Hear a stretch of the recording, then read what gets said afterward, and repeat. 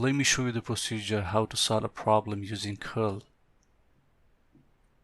Curl equals to cross product of del and vector f, where cross product equals to I, j and k in the first row and partial or partial x, partial or partial y, partial or partial z in the second row, f sub 1, f sub 2 and f sub 3 in the third row. Let me start from the I.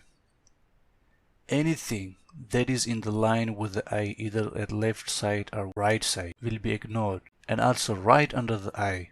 So look at here, I, j and k in a line with the I at the right side. Partial or partial x, f sub 1 are right under the I. So the first row and the first column will be ignored. Just ignore the first row and the first column.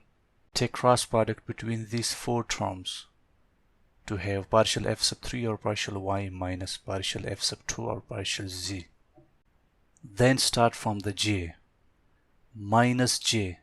Don't forget minus here. Minus j.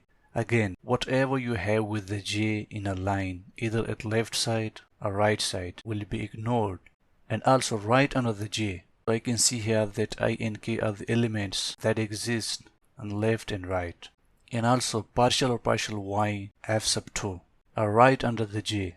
So the first row and the second column will be ignored, and take cross product between these four elements to have partial f sub 3 or partial x minus partial f sub 1 or partial z. Now start from k plus k. Again, whatever you have in a line with the k at left side or right side will be ignored, and right under the k.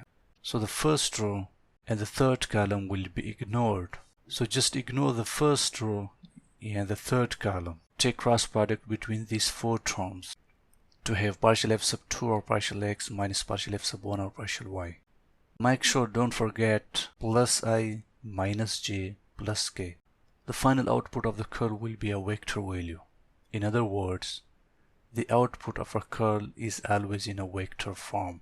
If you solve any problem using curl, at the end the final answer will be in a vector form.